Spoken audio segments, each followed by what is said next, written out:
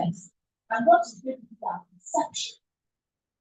We're going to be judging in respect of our relationship with our clients. Clients have rights. Like the children's, if you are dealing with children, even adults, everybody has it. So your client's right. You must be aware of that. Then confidentiality and privacy. They don't, especially when you're dealing with youth, they don't confide in you and make it a dialogue and make it a salon because you don't know who that person is in the salon. And if the word gets out, then that person can sue you for breach of confidentiality. We must have informed consent before you do something. You must ensure that 50% of sign for. And then you must have boundaries. You must have boundaries in your relationship with your client. You don't expect to invite some of your clients to your home. Your home is your home, and your office space and what you are doing. So you must create boundaries. And then one of the speakers in the morning said that we are now in the AI stage, not even IT. We have AI. How do we apply new technology to our practice? And then the documentation process. We are not going to be like lawyers. If a child was adopted 20 years ago and the child is trying to trace its roots, the child can come to you and say, I saw your name on my document. You were there when I was being adopted. I need more information about that source. So how do you handle your documentation?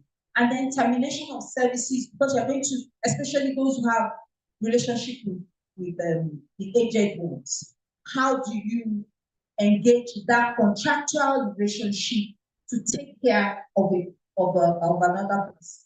So you can also be sued for breach of contract. So these are the things you should have in mind. And what does that mean? Next slide, please. What does that mean? In short, there are 3 fronts of liabilities that a social worker can be exposed to: criminal liability, contractual liability, tortious, and civil liability. So you must be aware. You must be aware and not say that I do not know, because ignorance of the law is what? Is no excuse. So next slide, please. Now we get to our law, the charter, and section 24 of it says, a member is adjudged guilty of infamous conduct in any professional respect. You will now face a tribunal. I don't know, I may be the head of that tribunal where you come. Don't come and tell me that when I came to Oshiko, gave me Amala. I was that kind of. Anyway, the Amala, I had that time as I tested. So, you will be, once you are adjudged guilty in the court of law, you will face the tribunal of the institute. And then we will now apply these laws. And then what can bring you there? If you have a judgment against you, you can face the C-ISOWN tribunal. If your name has been fraudulently registered or enrolled, you can face the C-ISOWN tribunal.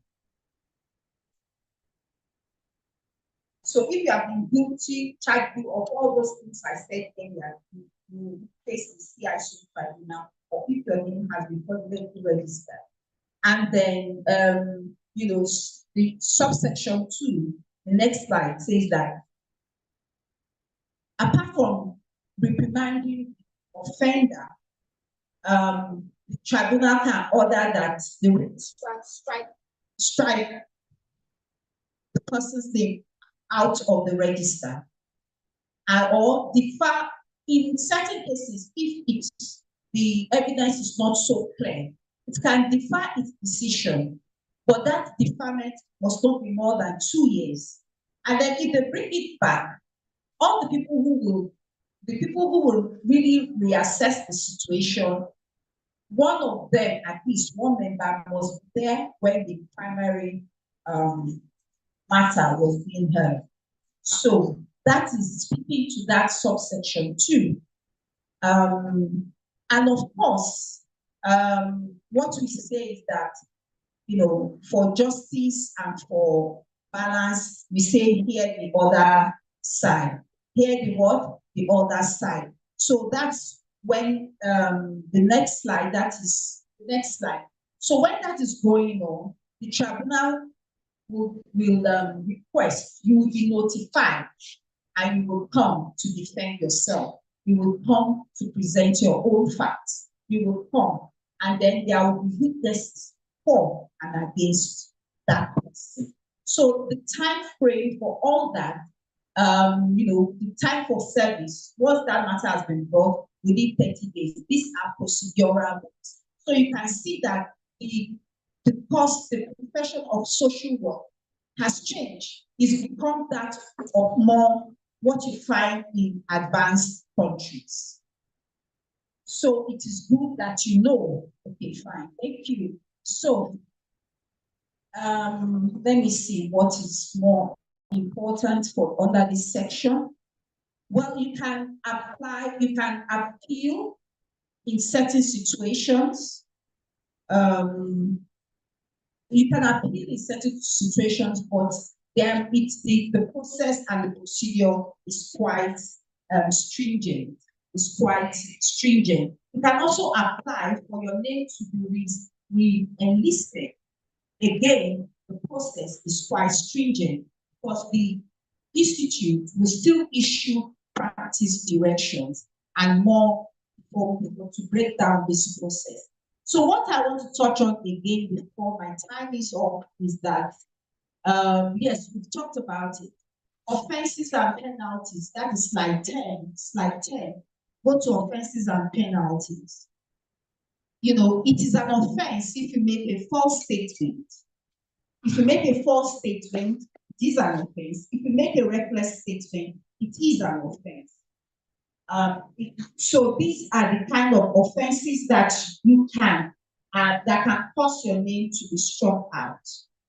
So, and then section 26 also says that as from the commencement of this act, a person not being a member of the institute or certified by the institute, just like our executive director has said, as a social worker, will be, in short, what it's saying that if you are not certified by the institute, you are a quack. So that is why, come 2025, this issue is going to be addressed. Then, of course, not only you, but also the institute staff itself. If the institute staff, this is slide 25, the institute staff or any member, even the council member, is engaged in falsification of the register, then that also is an offense. And then you can see yourself appearing before me or any other other members of the panel. And then section 28 talks about penalties. Section 28, which is slide 13. I have 2 more slides. A person who commits an offense under this act is liable on summary judgment to a fine of no more than 250,000 naira. And then, or imprisonment for 2 years or both. So you have heard. Do not say I did not tell you, or that institute did not tell you, because I'm speaking for the institute. So, and if the person is a body corporate also, then there will be penalties as well. The offense, so it's where an offense under this act is committed by a body corporate, the chief executive officer, you can say that, oh, it is my company that did it. So it is for you if you want to hide behind your company. The chief executive officer, the director, manager, or secretary is liable to a fine of 200,000 naira each, unless having regard to the nature of his functions in that capacity and all your surrounding circumstances, it proves that the offense was committed without his knowledge, consent, or connivance, and he had taken all reasonable cautions, exercise due diligence to prevent the commission of the offense. And I tell you as a lawyer, and I tell you for free, that the most difficult thing to prove, to exonerate yourself from, is negligence. Negligence. Because once you are an officer of any place, you are assumed to know, not that you did not know. You are assumed to know. You will not have to prove that you don't know. So you can see how tight that is. So in short, that is what what it takes. The last slide. What it takes to be a modern social worker, a professional social worker. So thank you very much for your audience. Thank you so much, and we appreciate more than that. But we don't have women in this hall. Thank you. Thank you. We are proceeding and we are moving. So we're going to take the last topic, and that will be taken by no other person than our dear Dr. C-ISOWN on best practice in social work, marking USA, UK, and Nigeria. You're welcome, sir.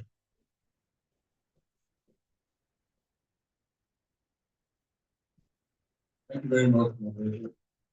And the panel and other guests, thank you very much for giving me the opportunity to be here to speak to you. But I have been given an assignment, a nebulous assignment, to talk about best practices in social work and benchmarking that in USA, UK, and Nigeria. That is a full semester course, and Rob wants me to do it in 50 minutes. So I just looked at areas that would be pertinent, which applies to our everyday life and how we do things. So that when next somebody sits down here and says, oh, look at this traffic, it's so much in America, they don't have this much traffic. You learn to understand that you need to identify what ingredient to use to benchmark your comparison. So that's what I've been looking at. So it's more like an academic exercise. Next slide. So first, if we have to benchmark this, let's understand what the benchmark is. So benchmarkers, it means you need to identify points. I said, you need to identify stages to be able to see if progress is being made to compare from the baseline to the end. You need to compare position. If an airline is flying from one point to the other, you need to look at its location at every point in time to be able to decide whether it's making progress or not. And then you need to set parameters for such comparison. I'll be going a little. So in effect, benchmarking is a process of comparing processes, standards, and best practices against a standard that may be measured. So you cannot compare something with something that you cannot measure. So first you have to set a standard that you have to measure. So the standard can be determined can be termed a benchmark by which other processes or measures can be evaluated. And I'll give an example, weight loss. If you decide that you're going to lose weight, by how much? What is your current weight? And where do you want to get to? So you have to decide, okay, if my current weight is 50 kilogram, and I want to get to 25 kilograms. So then you look at the benchmark to determine progress is how you're trending, reducing towards 25 kilograms. And so that's the way to be able to assess and determine.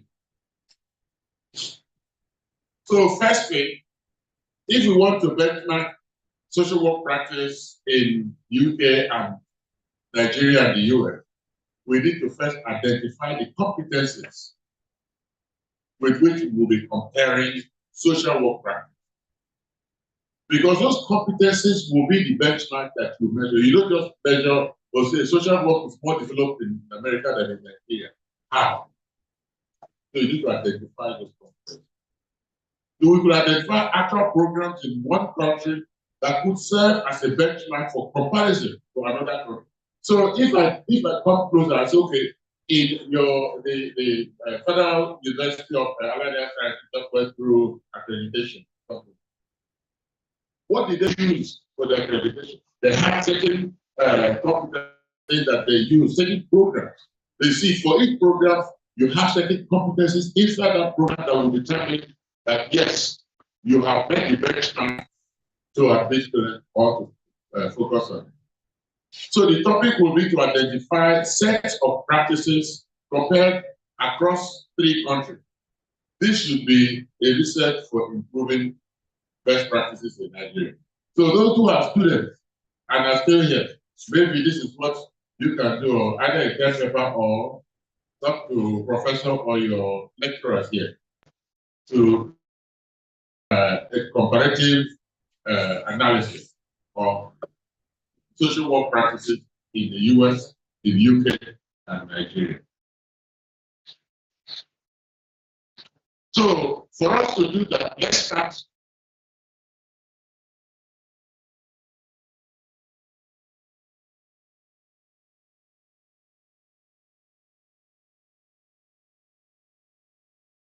Social work regulation as a tool.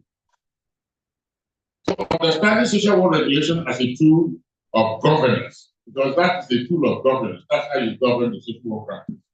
So understanding it as a tool of governance, so as to be able, or how it is applied to each of these countries, what should be the standard? So your regulation, is it the same in other places? What are the commonalities between regulations in Nigeria and regulations in the UK and other places? Most times, regulations in Nigeria and the UK are closely aligned because we are former British colonies, and we follow the law. However, it's different in the US. So regulation in itself has subsets that could be benchmarked separately. So you can't just say regulation. You have to again divide that regulation into the benchmark that you can then assess separately.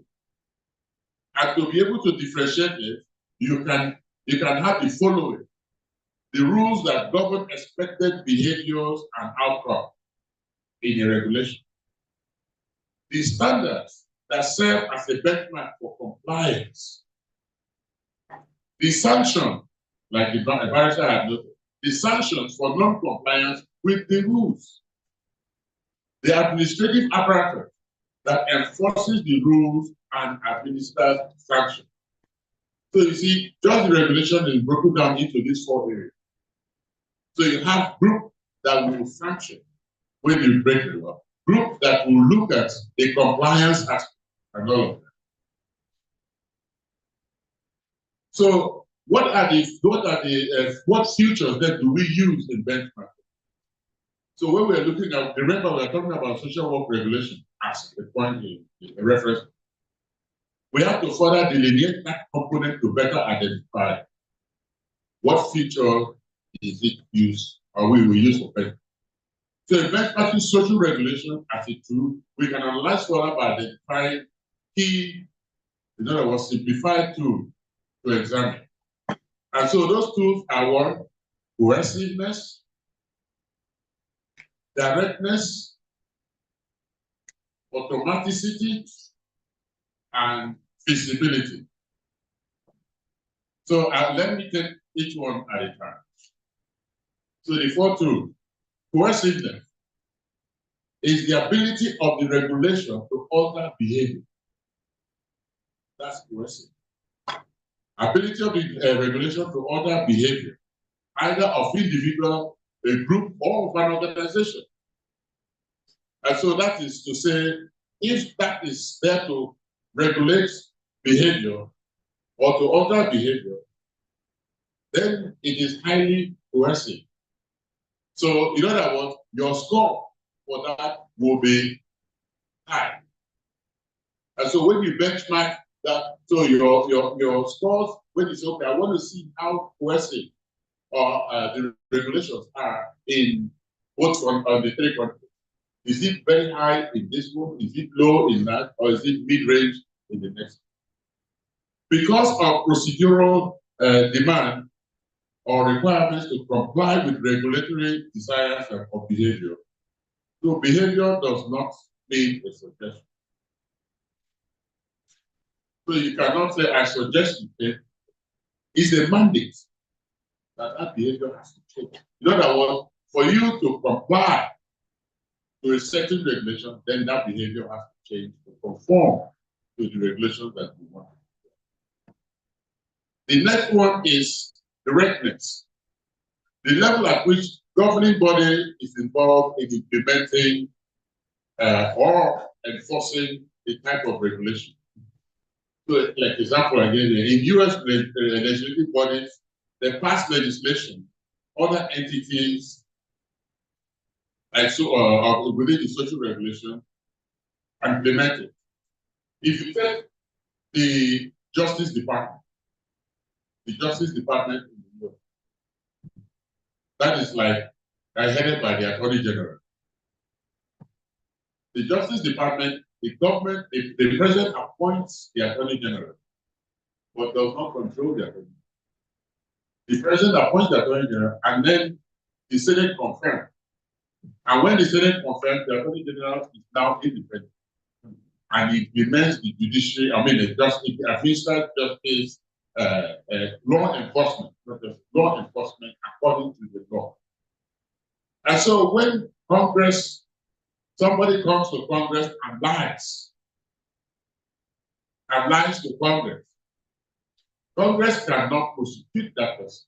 Congress will refer that person to the Attorney General for prosecution.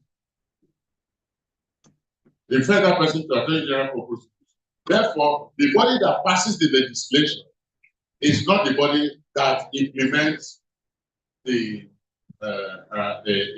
enforces it.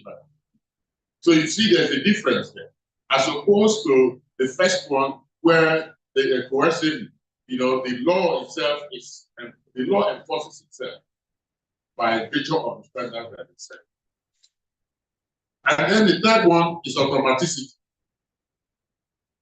Is the process and mechanism of social regulation's ability to utilize existing government means to accomplish regulatory goals or achieve outcomes.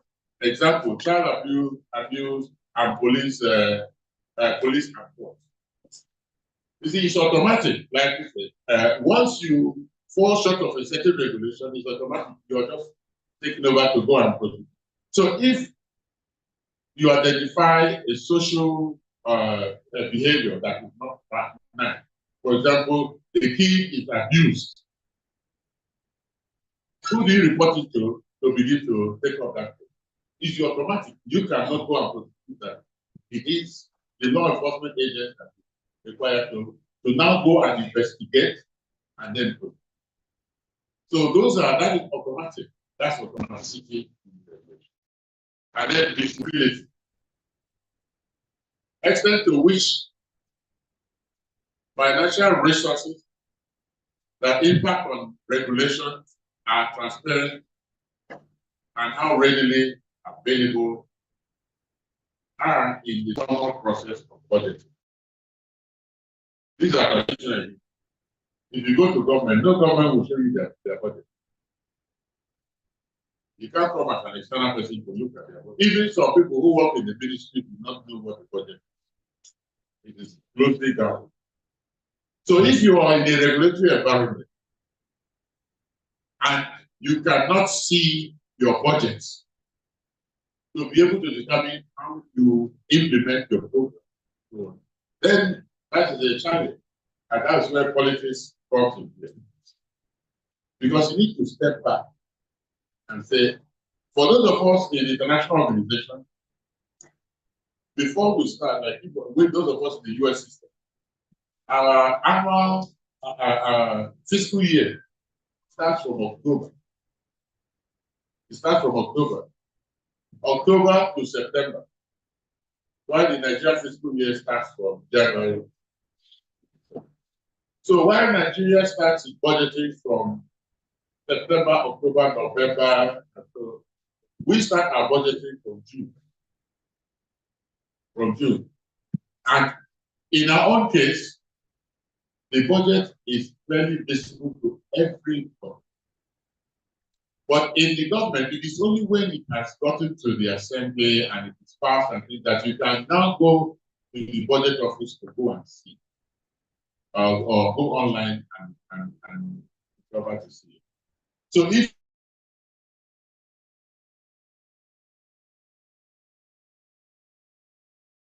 your section was not appropriately budgeted, and if your section is not appropriately budgeted, you cannot implement your regulation as you would like to implement it. And so when you sit back and say, okay, let us compare, I can clearly compare now. I say, yes, based on what I know about two countries, I don't know much about the UK. Based on what I know about two countries, I know that within the US, the budget is open to everybody in the country. As an organization, we work on our budget. Everybody has an input into the budget, and we work on it.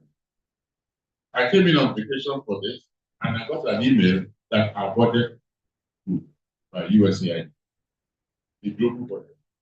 Everybody knows. But within your office, it is only the head of the office and the legislature and so that know the nitty-gritty. I recall at some point when we started this activity and I was working in Nigeria, we set up the fiscal center in the police, worked for it to become a national fiscal center, and they had their first budget, and the budget was released, but no staff knew what was that. And things were, they were still expecting us to come and come. I said, no, your budget has been released. They said, but we don't know. I said, it is your duty to go and find out. I said, sit down. I gave you satellite internet. Sit down. I sat down, I took my computer, I opened the budget office. I pulled up, I saw all the budget for the federal government, hospitals, everything, universities and all. I said, this is for nothing. Look at it there. The was screaming. If you know what your budget is, then you don't have to implement it. And it's important. So in social, if you don't know what your budget is, you are hesitant to implement an activity. And you delay in implementing that activity. And that delay means that you are not effective. So why I'm saying all of this is when we wake up to compare things, like I said earlier, this is a very long story. When you wake up to compare things, don't just compare generalized. Take specific and compare. Because if you take specific and compare, then you are actually looking at progress, whether you are making progress or you are declining. And if you are declining, what you need to do to be able to do. So those are the things that are general. I just spoke in general terms for this because it is, like I said earlier, it's a long lecture. I was giving this to Prof. Over to you. Let them take this on, and I'll be happy to provide support on the side to determine whoever wants to. Thank you very much. Yeah, thank you so much. We really appreciate that presentation. Can we put our hands together for him once again? Yeah, we are going to the question and answer session now, and that will take us 30 minutes. So you have the freedom to ask any questions on the topics already discussed. What you going to signify when you ask questions, signify and let us carry you.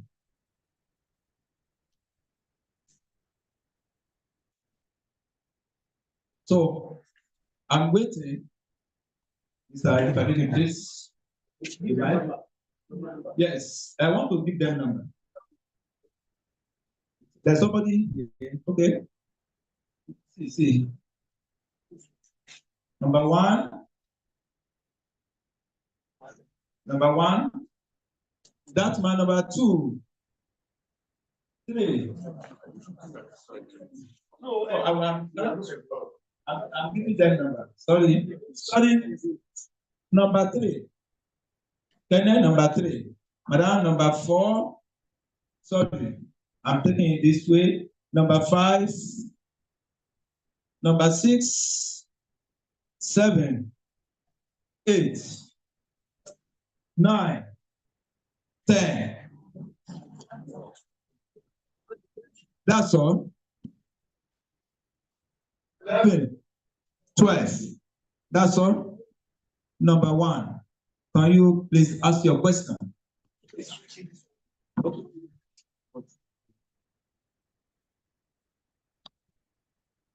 Good afternoon, House. My name is Wanchukwu Juliana E. from Ebonyi State. I want council to verify me on certain things. Because when you were talking, I saw myself. I made so many mistakes. I was really serious from what you're saying.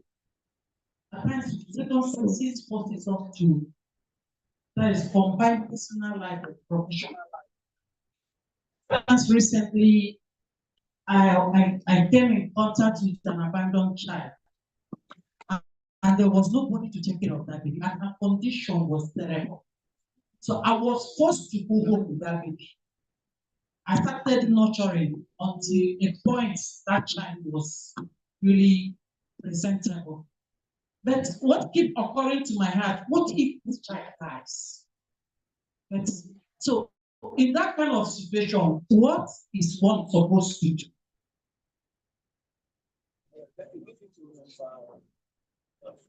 Number 2. Give it to number 2.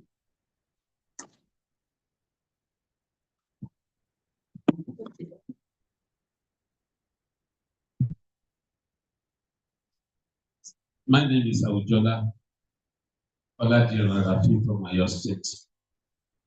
My question based on my sense. I have 2 examples. Assuming, okay, let me do it like this. When, Please, you have 1.5 minutes. okay, when the royal father was talking this morning, he said we should all find all ways to do something to assist the government, because government only cannot do everything in Nigeria. Now I was thinking of what to do. I now decide to go and meet some of my friends who can donate to assist some people who have poor privileges in our area. Okay, once I've not been licensed, how will I make it? Secondly, for someone who has retired, I'm a civil servant. There was a day when a lunatic gave birth in our area. So we take it, some of our officers are there. Okay, we assist him and take her to the hospital. Okay, assuming I retire today and something like that happens tomorrow, how will I come in that once I've not been licensed? Please, number 3. Straight to your question. Okay, my name is Social Kamarachi. My question is from Enugu State.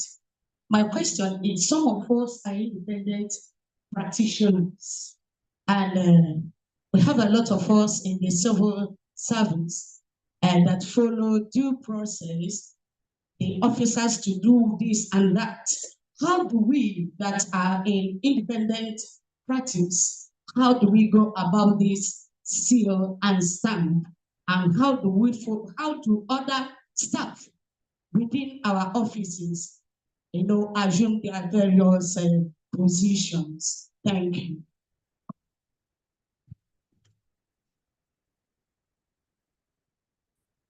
Good afternoon, everyone. My name is Akina Domobosky. I'm from Lagos State. I think my question is related to the question they've asked so far.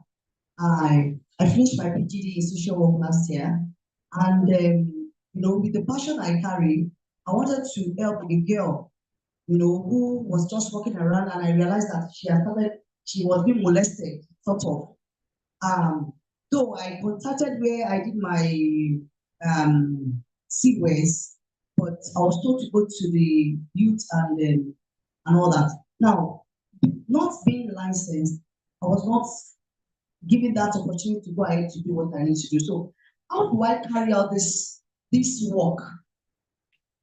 How do I know that, I am a certified, social worker? Thank you. 5. Pass. 6. Number 6. Pass. 6. 6 is here.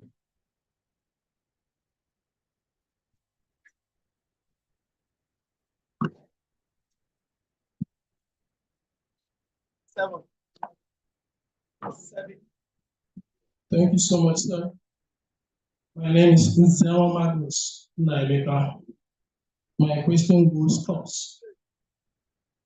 What practical steps is the institute taking to ensure that public and persons who camouflage or impersonate as social workers are made before? Secondly, it's like a scenario. A young girl who's in SS3 now, who was adopted, not officially, but kind of to take care of her because of the demise of her mother. So she wants to further by going to higher institution and become a medical doctor. But at this very present stage, the father said no, that you have to come out, that they have other plans for her. But she kept saying that no, she wants to further and she wants to remain with taking care of her. What steps can we take as social workers to ensure that the interest of this very young girl is protected? Third. Thank you. Your time is up. Number 7. So please note this. One person, one question. Okay. Just Hello. Straight to the point. Good afternoon, everyone. My name is Ahmed Abubakar from Kebbi State. My question is concerning the registration of social workers. So please, I need more highlight concerning the procedures of registration for the next coming Conference. Thank you. Number 8. Number 8 is here.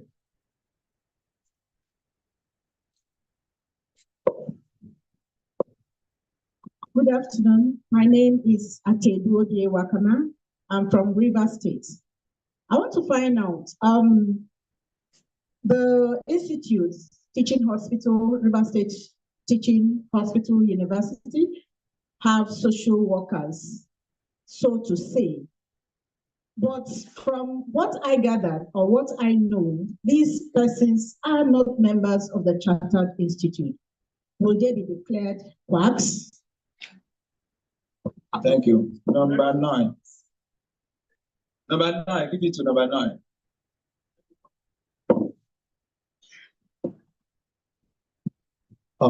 My question is to Dr. Efe. My name is Oluwadare Adu. Sir, I want you to educate us on how effectively can a state chapter of the institute, like Osun, Ogun, or Lagos chapter, work with the relevant government agency, like the Women or Youth Development Agency, to ensure that the government budget for a particular year is judiciously applied. Thank you. Taken. Number 10.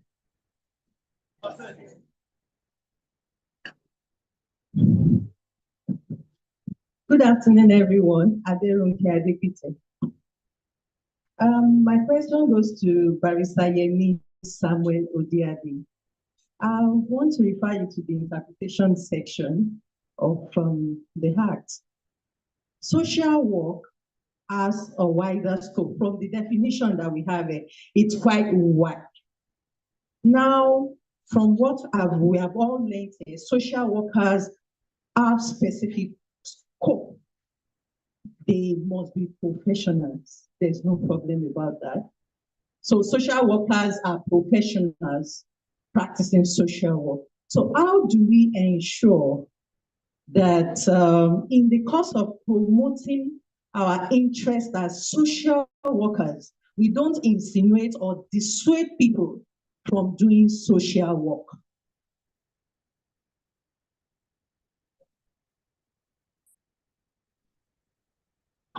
Number 11. Thank you. 11.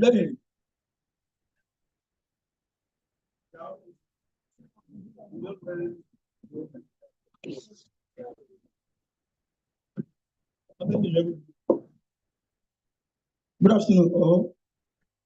SW Audemars Theophilus from Lagos. My question is, you talked about reckless statements which attract penalty.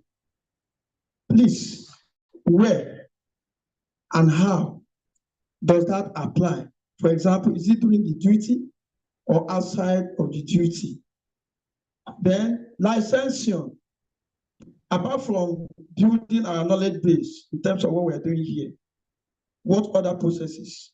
Is there any examination or any other process apart from the renewal of skills and professional base? Thank you. Knowledge base. Thank you. Number 12, and final number. I'm Olowokiri Emmanuel from Lagos State. Good day, panelists. I want to ask you, you spoke about benchmarking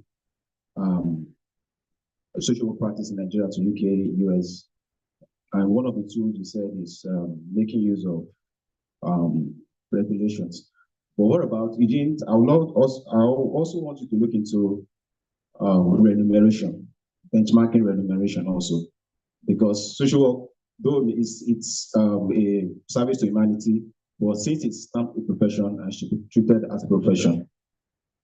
So then also, what is the face of I-SOWN at the international community? We know we have an International Federation of Social Work. So what is the face of I-SOWN at the international community? If peradventure I find myself in the US and UK or wherever, can I still use the same license I obtained from I-SOWN to practice over there? Thank you. Thank you so much. So the board is now to the panelists, and I'm very sure the questions have been shared among them.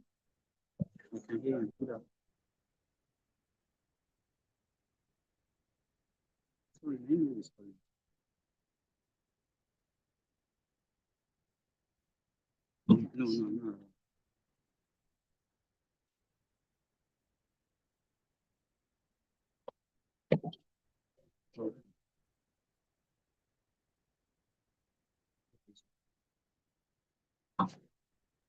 I'll address it later.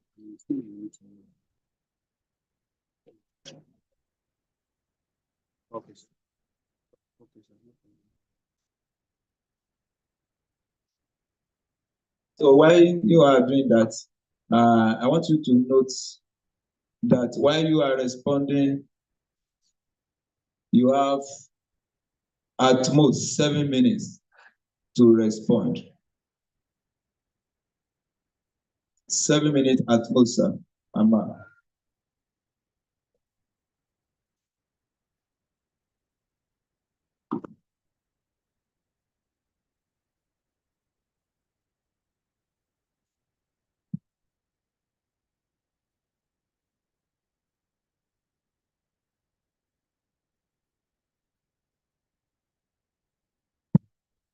Okay, thank you for your question. I will take a couple, and my colleagues here will add to that as well as address their own question. So let me take the benchmarking remuneration.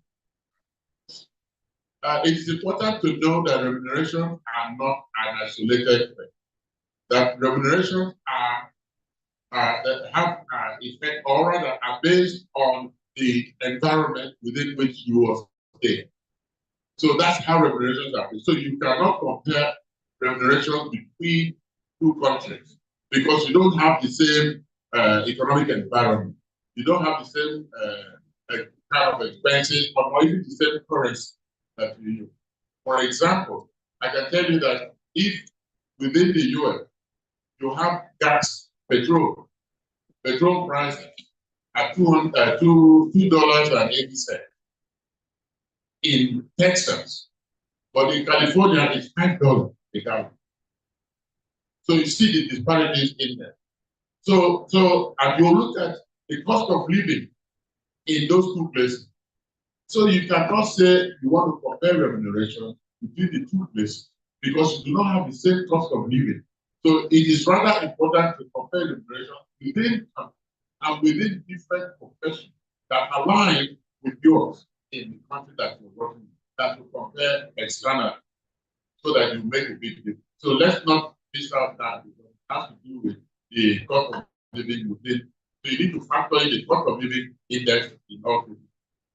Now, in the case of the face of ISO internationally, if you're certified yet, can you work there? I can tell you within the US that it is no, because the certification process is different. The courses and things may be similar, but you have to be able to work in the US, you have to be certified to work in the US. I see the US is different from other countries. In the UK and Nigeria, if you are certified, you can work in any state with your license. But in the US, you cannot work in any state with the license of another state. Even if you're a medical doctor, you have to register and practice and pass the board exam for that other doctor, or take some courses to equate you with the expectations of that state. So that's a very big difference in the way, in the practice. So for social workers, I live in Texas. So if you get your license in Texas, you can practice anywhere, but you cannot practice outside of it. Even if you learn, you have to go and register with the board and get licensed to practice, and then you can practice it. As attorneys, you cannot also practice law across states. No, unless you are going to the Supreme Court to go and defend somebody from the state. So it is important for you to know the difference between those. And that's why when you're going to move or transfer to the US, you want to find out which state you're going to, what are the regulations, so that you can clearly align yourself with that, so that when you land and take your body down, you can properly be certified. There are people who didn't know this and they went for they took exams and then worked with state and found out that no. That's all. So it's very important. And the next one. Just to add to that, before you respond, I want to talk about that slightly. Because we take a look at the Act 22 of 25 of 2000, spent clearly policy. That Act does not also allow any person licensed outside Nigeria to practice it. The Act also specifies clearly that for any person, no matter where you train, whether you are trained in England or anywhere, whatever license you have anywhere in the world doesn't make sense to us. Once you land this country, you must come and register also and be given a temporary license. And the Act does not even allow a foreigner to get a permanent license in Nigeria. So study also, these are all because we have studied what they do to other people's licenses. So once you come in here, you must. So the foreigner will also be chased to be sure they enroll and also have a license to practice. Then in the aspect of immigration, like he said, the business we should be looking at is not about comparing how much you get paid for in London or business. Like he said, it's like comparing mango with onions and apples. The business strategy is that what is our colleagues connecting? How much is the immigration of our counterpart? People went to school with us in this, they came out from the university, they are on grade level 10, while we are resuming work on grade level 8. What is responsible for that? And this is on the front burner of C-ISOWN. We are taking a look at that. We talk with the head of service, and a lot of advice have been advanced to that. You cannot run a 4-year degree program just like somebody running public administration, maybe English, university, and come out and say you're a professional and they're based on level 10 like others. Your scheme has to change, your syllabus has to change. And unfortunately, our syllabus was designed by sociologists. And it goes straight like a sociological course, then it doesn't make you a professional. It's the process we're actually working together here. to make sure that we retrieve that syllabus, place people where they're supposed to be. A social worker ought to read extensively beyond 4 years. Social worker also need to do a certain level of internship and then do NYSC and come out and resume work on a level of the professional counterpart. So these are things that we are looking at. Nobody can just award you in the return without anything changing in your course of studies and in your syllabus and number of years you spend and the rudiment as well. So there are actually things we have on our front burner. We already know that social workers are there, so to say, somehow, because when you study and you come out, you do the work other professionals do. At the end of the day, you are being paid like a non-professional. Professionality is not a name, it's a process and it's a practice. Thank you. Thank you very much, Prof.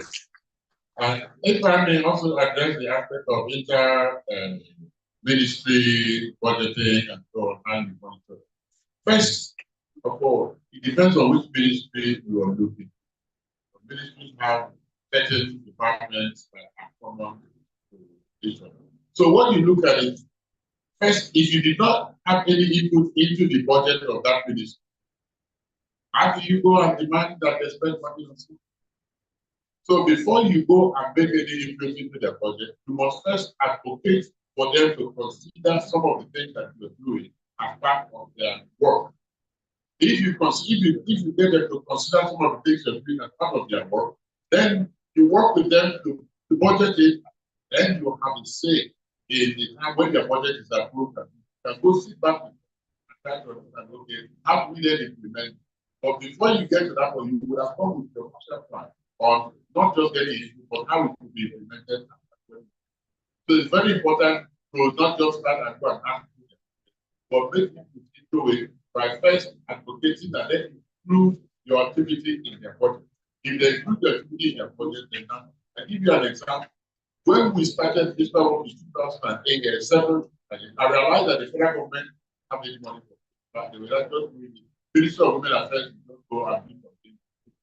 So we worked with the Ministry of Health, worked with the Senate to have the ministry include the budget line for this, and they did that in 2008. The head of the Senate Committee on Health at that time of so she worked with us very well, and they included. So now we have the ability to go to the minister. Now we have the project, and we look at it in this way. And then the following year, we also work with them. And then we work with them to now decentralize and make national center. So those are how you start. So you have to start with advocacy, very expensive, not just general advocacy, targeted advocacy. Specifics that you want with your own plan that you have. You don't tell them what you need to do money, but tell them how that will influence their ministry, how it will help them.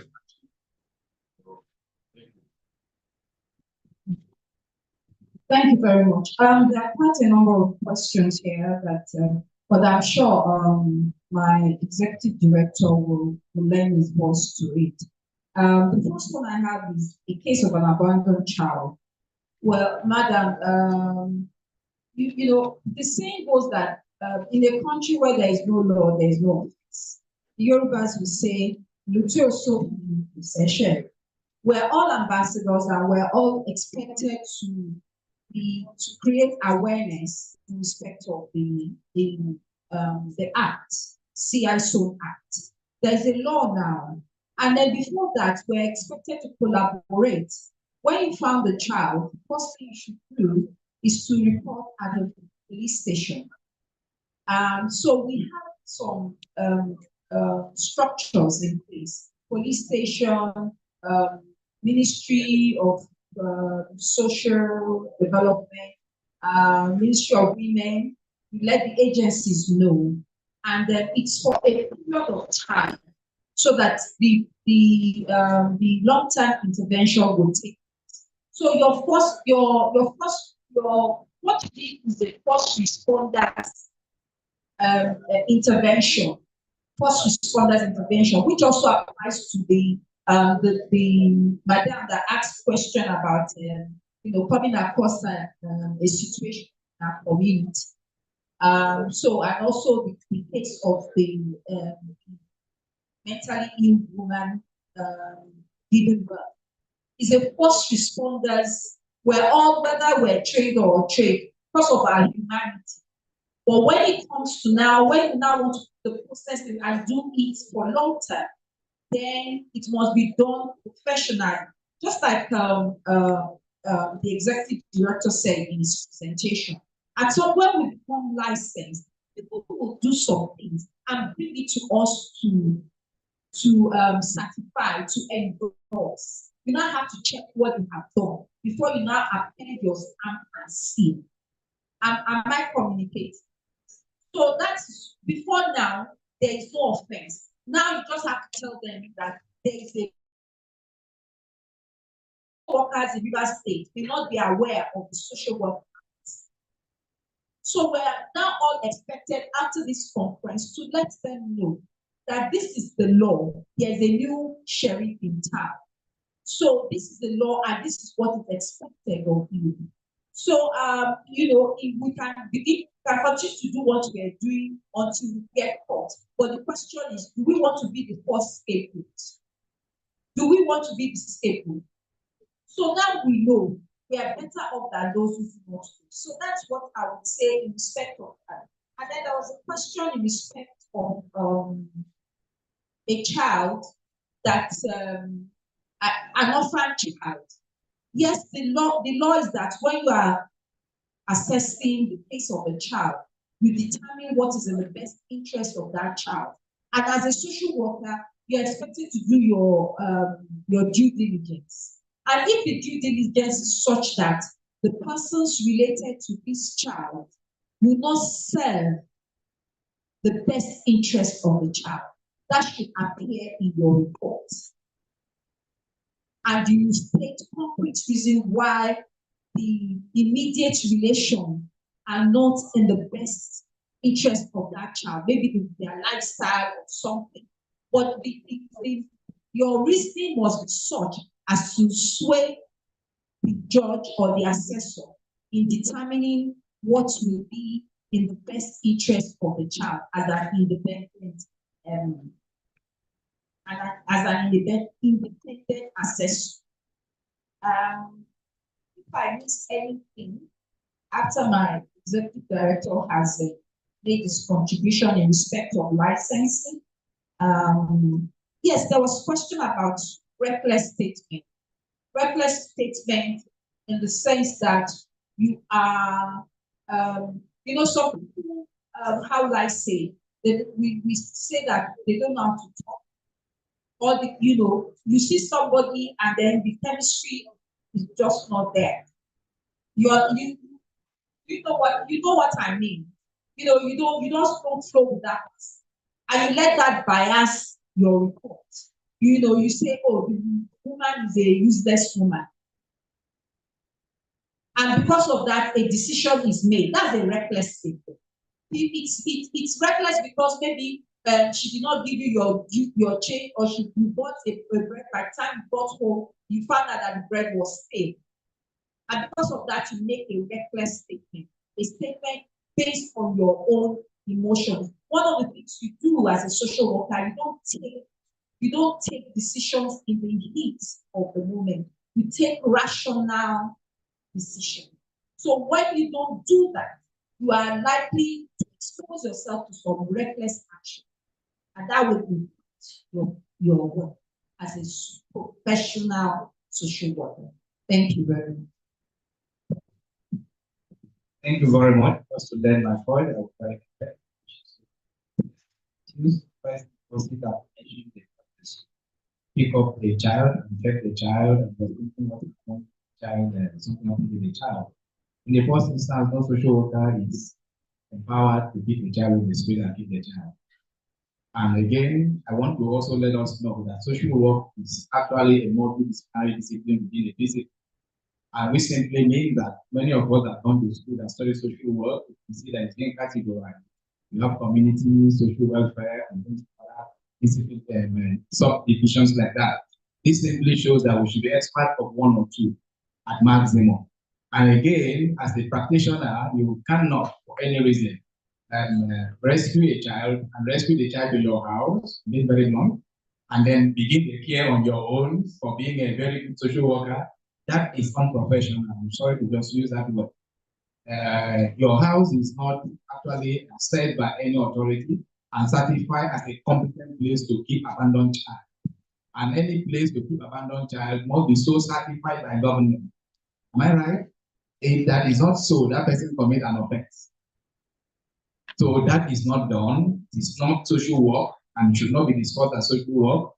And if somebody says he's doing humanitarian work also, it's also committing an offense because humanitarian work has to be done within the confines of the rules and the laws too. Then one of the colleagues also talk about looking for what to do without a license. You don't have a license, don't practice. The law is straight. We won't tell you what to do if you don't have a license. If you don't have a license, you don't practice. Once you want to practice, you get a license. But license empowers you to practice. So you say somebody also mentioned the issue of how does he know he's a certified social worker. We've told you there's a law. The law specified who a social worker, certified license registered is. It's in black and white. The copy is outside here. It's online. If you check, it's very straight. Like yesterday, when we finished discussion on how to be a social worker and what the institute is all about and so on, we did mention that it's not subject to question and answer. The reason being that it's a law. A law is straight. It's either you are following the law or you are against the law. And once you are against the law, it may not take effect immediately on you, but it will take effect. And some laws have been so ripe that will offend if it takes effect almost simultaneously. So it is not a matter of telling you how you should know you are. The law is straight. All of us that are legal elements, we know very well that if you don't do things you're supposed to do, and when the law comes, it's straightforward. So being a qualified or certified social worker, licensed social worker, is a matter of the law. It's not a matter of description. So the act will tell you exactly what those issues are. And somebody in that line also mentioned something that in promoting maybe the issue activities, we not dissuade people from doing social work. You don't do what you like and you call it social work. You do what the law says you should do and be a social worker. At the era of social work as a calling, and be very sincere to tell you that it has long gone, the very day the act was signed to law. It is not a calling anymore. It's a profession that when you are only called, it's when you are called to school. But when you come to school, you cannot pass, you are called out. Once you pass your exams in the school, you are not called, you are trained. Social work is a trained discipline. It can't be a calling. It's a trained discipline. The era of being called to do what you want has gone. There is a rule, there is a law. You can't say medicine is a calling, or the law is a calling, engineering is a calling. They are all professions. They have specified process you must go through. Once you go through those processes and do what you ought not to do, the law will eat you. The law is no respecter of anybody. The law was not made by us, was not made by anybody, was made through a process of lawmaking in Nigeria and enshrined. And once a law is not yet amended, you have to obey it. Laws were made for us, and we are not made for law, right? But in this case, when there's a law on ground, you go about it. Why did I say the last one I said? Because every law can also be amended. An amendment process of the law is also clear. You pass through a process. Every law provides for how it should be amended. But when it is not yet amended, that will take its full course. So the issue would not come and say that since you are practicing, you now become a quack. As far as the law is concerned, no practitioner exists unless you are registered with the institute. I didn't say that. The law said that. You might have been doing social work. It is there in the act also that some people might have been on that process before. This is what they should now do. Timeline is given. The law is explicit. So declaring somebody a quack is not something that you should come and say, we declare you a quack. You will know you are a quack when you are a quack because the rule is quite explicit. Then we also talk about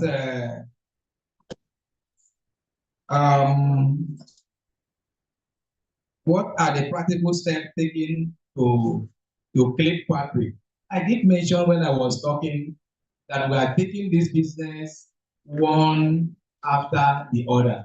To be very fair to you, you can agree with me that social welfare services in Nigeria at the federal level was vested in Ministry of Women Affairs sometimes back, taken to Ministry of Humanitarian, then taken away to Ministry of Health. You might be asking what is informing this movement. Women Affairs is not social work. Humanitarian services is not also social work, but there are tools that can be used by social workers to deliver their work. Social work is a discipline that stands on its own, which humanitarian aspect can be done, women's services can be done, men's services, other services across the board. But if it has to be done professionally, social work must come to it. The Institute is our own guest, the quest to make sure we interact widely with all states. Met with the Minister of State for Health, discuss the matter of this institute regulation and so on with the Minister of Health and Social Welfare, which is the coordinating ministry for social welfare in Nigeria today. The minister in his own wisdom asked, how are you, what are the opportunities you have from around for the existing people who were actually doing that job before they acted? And we made it clear, because it's also clear to all of you, that there are a lot of pathways, windows, and how to become a registered member. But the issue there is that you cannot just become a registered member without a basic minimum knowledge of what to go eat. So some people close out, that is for sure. Because if you have not done anything that has to do with social work, it is difficult for us to say somebody who studied electrical engineering or agricultural engineering, who say the social welfare, will still be a social worker with that knowledge and that education. That person, or by the virtue of being posted in social work, maybe God has granted his wish for her way. The person needs to do a certification, need to do some other courses to have a small basic knowledge in that area. But to insist that you will sit the way you are and what you have, because you've been going around the field taking children and doing what you want with them and so on, you are international social work. It might not work. And we will not say it maybe slowly. We say it proudly because we've gone to school, people have paid for social work, they've studied, and there's a law on ground. If we do not guide the law too, the law will become abused. You cannot stand up when you study anatomy. I give you an example. I have background as well. Your anatomy are the one that teaches medical doctors the human part, how to dissect, cut, and do this and do that on the human body. But when they come to hospital operation, to sort out and make the person healthy, no anatomist touching the patient. I don't know if I'm right or wrong. Anatomists work on the cadaver. And cadaver is a dead body. After you have shown them what to do with those dead bodies, when they come to dealing with a live living person, the trained medical doctors come on board. Even when you're a professor of anatomy, you cannot do the surgery. So we should be able to open our eyes and then protect our territory to avoid unnecessary infiltration. We have been infiltrated by so many others. There's a way we can come in now. And in just some few years to come, you can't come in the way we are coming in. Not me. I'm not saying that. The law is saying so. And they are also so specified. So we should understand that we're in a serious business. I think everything very serious about it. And we're also trying to make sure we advance the cause of social work. Almost everybody seated here will not in any way look for a job with this social work to be paid again. All of us seated here are no longer promoted anywhere we work. So we are not talking for ourselves. We are talking for the generation that is coming. So they can be protected like doctors are protected, lawyers are protected, engineers are protected, and others. And somebody did that for them. So this is our job to do. Thank you very much. Thank you so much. I want to take that as your final word. So I'm giving other two panelists 1 minute to round up, except you have any other. So you can pass that to other panelists to do 1 minute, sir.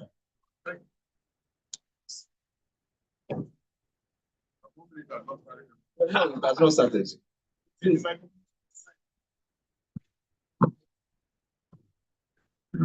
All right, thanks. Now we can start. Thank you all very much. It's a pleasure to have been at this meeting. I couldn't miss it for any reason. That's why I took time off from my work but just come here. But I appeal to you, like the executive director has said, man, you know, whatever we do, whatever we advocate, anywhere we go to, it's for you guys coming. And you need to take it as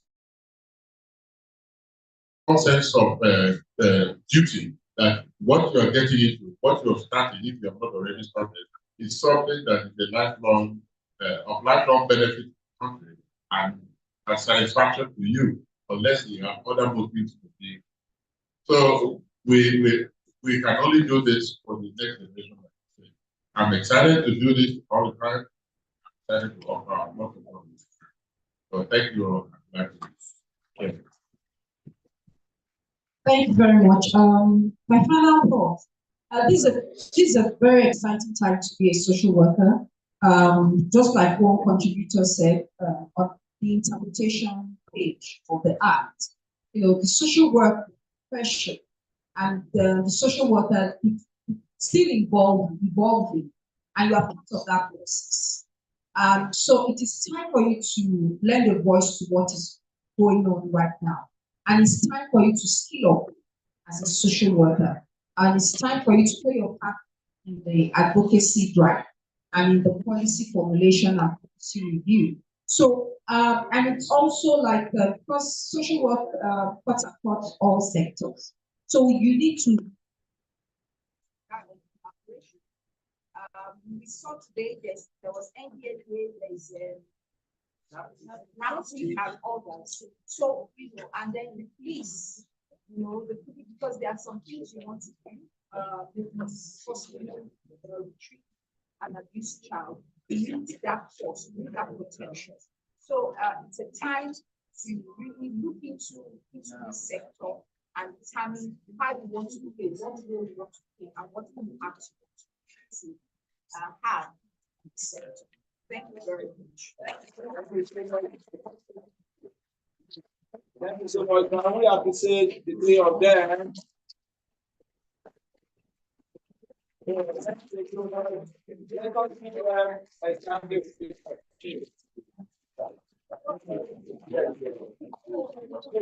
so much. What we are to take now is the announcement. So let me call my colleagues here to that announcement. Yes,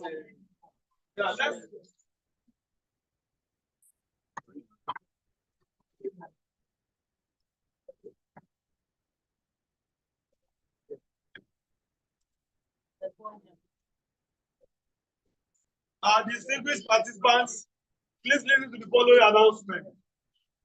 One, in order to control what happened in the morning during the tea break, the arrangement has been made to ensure that everybody is out. So the way we are going to do that is that each column will start from the first column there, second, third, fourth, we just go in that direction. And the server is outside to take care of everything.